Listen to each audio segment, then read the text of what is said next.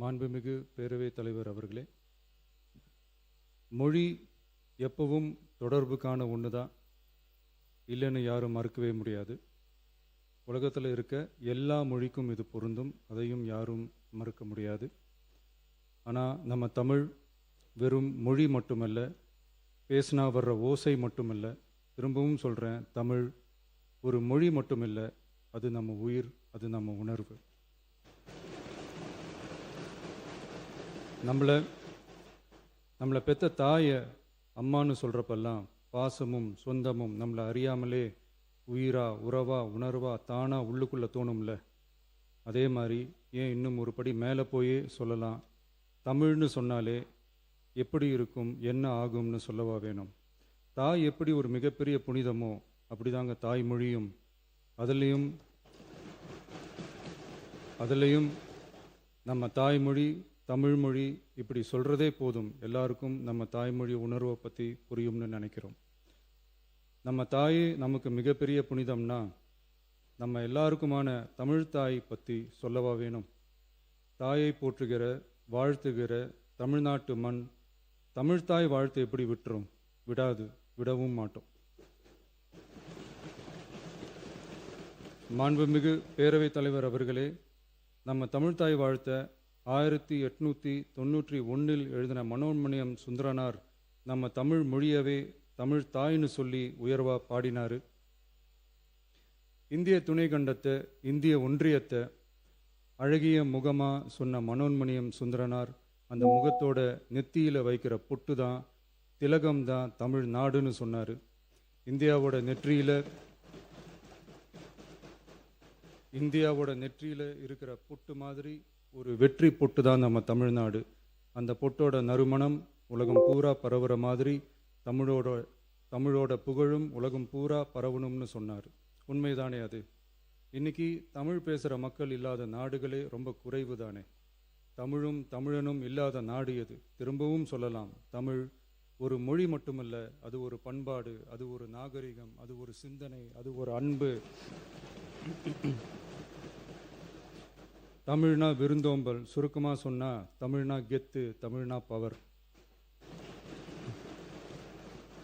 அந்த தமிழோட புகழ சொல்கிற தமிழ்தாய் வாழ்த்தில் அனைத்து உலகமும் இன்பமுறன்னு சொல்லி உலகத்தையே நம்ம தமிழ் உயர்த்தி பிடிக்குதே தவிர எந்த மொழியையும் எந்த மதத்தையும் எந்த இனத்தையும் ஏன் எந்த ஒரு தனி மனுஷனை கூட தாழ்த்தி பேசலை, யாரையும் கொஞ்சம் கூட காயப்படுத்தலை.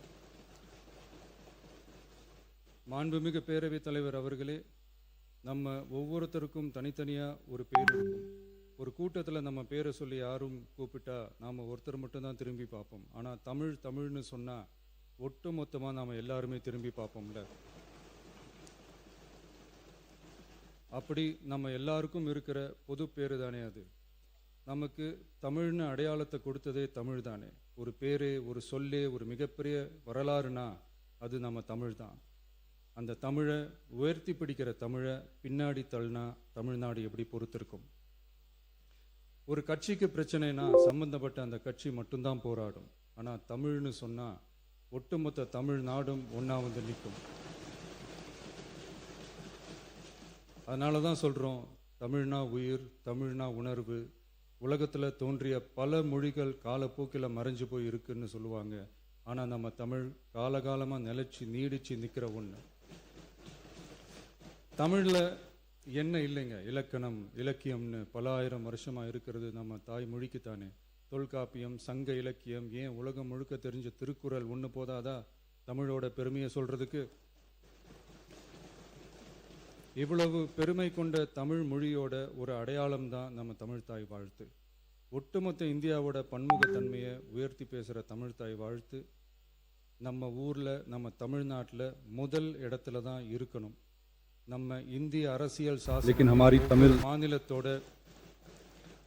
மொழிக்கும் பண்பாட்டுக்கும் பாரம்பரியத்துக்கும் பாதுகாப்பு உரிமையை கொடுத்துருக்கு தானே. அந்த உரிமையின் அடிப்படையில் தமிழ்தாய் வாழ்த்துக்கு முதலிடம் கொடுத்து தானே ஆகணும். அதானே மாநில உரிமை.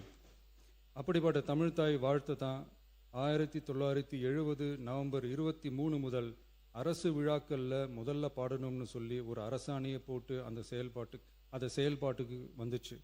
அதுக்கப்புறம் 2021 டிசம்பர் 17 முதல் மாநில பாடலா அங்கீகாரம் வழங்கப்பட்டுச்சு. அனைத்து கல்வி நிறுவனங்கள், பல்கலைக்கழகங்கள், அரசு அலுவலகங்கள், பொதுத்துறை நிறுவனங்கள் உள்ளிட்ட பொது அமைப்புகளோட நிகழ்ச்சிகளில் தமிழ்தாய் வாழ்த்து கட்டாயம் பாடப்படணும்னு அரசாணையும் இருக்கு. 2026 ஜனவரி மாதம் 28 ஒன்றிய அரசோட கடிதத்தில் அரசு விழாக்களில் பின்பற்ற வேண்டிய சில நடைமுறைகள் வெளியிடப்பட்டது. அந்த ஆணையில் மாநில பாடல் பற்றி எந்த வழிமுறையும் இல்லாமல் இருந்துச்சு. நம் அரசு பொறுப்பேற்றதும் கடந்த மே மாதம் 27 மாண்புமிகு பிரதமர் அவர்களுக்கு மாநில பாடல்களுக்கு உரிய அங்கீகாரம் வேண்டும்னும், ஒன்றிய அரசு வெளியிட்ட ஆணைக்கு திருத்தம் வெளியிடணும்னும், மாநில விழாக்களில் தமிழ்தாய் வாழ்த்த முதல்ல பாடுறதுக்கான உரிய வழிமுறைகளை வகுக்க வேண்டும்னு சொல்லி கடிதம் எழுதியிருந்தோம். அதை தொடர்ந்து போன ஜூலை மாதம் 9 கடிதத்தில் மாநில பாடல் பாடப்படுவது பற்றி இருந்துச்சு. ஆனால் நம்ம தமிழ்நாட்டில் 1970களில் இருந்து தமிழ்தாய் வாழ்த்து எல்லா அரசு நிகழ்ச்சிகள்லையும் கல்வி நிறுவனங்கள்லையும் தமிழ்தாய் வாழ்த்து முதல்ல பாடுறது ஒரு மரபாவே இருக்கு. அதுக்கான அரசாணையும் இருக்கு. மாண்புமிகு பேரவைத் தலைவர் அவர்களே, தமிழ் நமது உயிர் மூச்சு, தமிழ் மொழி நமது அடையாளம், தமிழ் பண்பாடு நமது பெருமை. அதனால தமிழ்தாய் வாழ்த்தின் மரியாதையை பாதுகாப்பதில் தமிழக வெற்றிக் கழக அரசு ஒருபோதும் சமரசம் செய்யவே செய்யாது. தமிழ்தாய் வாழ்த்தை முதலில் பாடுவது அரசியல் அமைப்பிற்கும் இந்திய ஒற்றுமைக்கும் எதிரானதில்லை. மாறா வேற்றுமையில் ஒற்றுமைன்ற இந்தியாவோட உயர்ந்த கொள்கையை வெளிப்படுத்துறது. மேலும் தமிழ்தாய் வாழ்த்தை முதல்ல பாடணும்னு சொல்றது அரசியல் சம்பந்தமான விவாதமாக மாறணுங்கிற அவசியமே இல்லை. இது தமிழர்களின் பொது அடையாளம்.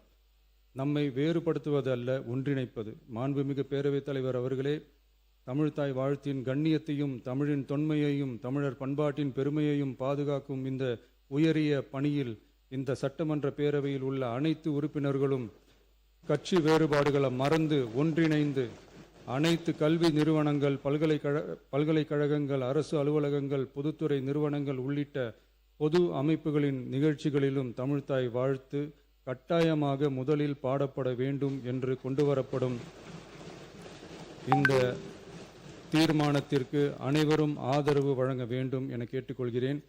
தமிழ்தாய் வாழ்த்து தொடர்பான அரசினர் தீர்மானம். தமிழ் உலகின் தொன்மை வாய்ந்த செம்மொழியாகவும் தமிழர் நாகரிகம் உலகின் மிக பழமையான பண்பாட்டு மரபுகளில் ஒன்றாகவும் திகழ்வதை பேரவை பெருமையுடன் பதிவு செய்கிறது. மனோன்மணியம் சுந்தரனார் அவர்களால் 1891 எழுதப்பட்ட மனோன்மணியம் என்ற நாடக நூலின் பாயிரத்திலிருந்து எடுக்கப்பட்ட தமிழ்தாய் வாழ்த்து 1970 நவம்பர் 23 முதல் அரசு விழாக்களில் முதலில் பாடப்பட வேண்டும் என அரசாணை வெளியிடப்பட்டு செயல்பாட்டுக்கு வந்துள்ளது. 2021 டிசம்பர் 17 முதல் மாநில பாடலாக அதிகாரப்பூர்வ அங்கீகாரம் வழங்கப்பட்டு தமிழ்நாட்டில் அமைந்திருக்கும் அனைத்து கல்வி நிறுவனங்கள், பல்கலைக்கழகங்கள், அரசு அலுவலகங்கள், பொதுத்துறை நிறுவனங்கள் உள்ளிட்ட பொது அமைப்புகளின் நிகழ்ச்சிகளிலும் நிகழ்வு தொடங்குவதற்கு முன் தமிழ்தாய் வாழ்த்து கட்டாயம் பாடப்படும் என்று ஆணையிடப்பட்டுள்ளது. இந்நிலையில் ஒன்றிய அரசின் உள்துறை அமைச்சகத்தால் 2026 ஜூலை மாதம் 9 கடிதத்தில் மாநில பாடல் பாடப்படுவது குறித்து தெரிவிக்கப்பட்டுள்ளது. தமிழ்நாட்டில் 1970களில் இருந்து அனைத்து அரசு நிகழ்ச்சிகளிலும் கல்வி நிறுவனங்களிலும் தமிழ்தாய் வாழ்த்து பாடல் முதலில் பாடப்படுவது மரபுத்தன்மையாகவும் அரசாணைகளின் வாயிலாகவும் பின்பற்றப்பட்டு வருகிறது. ஆகவே தமிழ்தாய் வாழ்த்து தமிழ் மொழிக்கும் தமிழர் பண்பாட்டிற்கும் செலுத்தப்படும் மரியாதையின் வெளிப்பாடாகும் என்பதை இப்பேரவை வலியுறுத்துகிறது.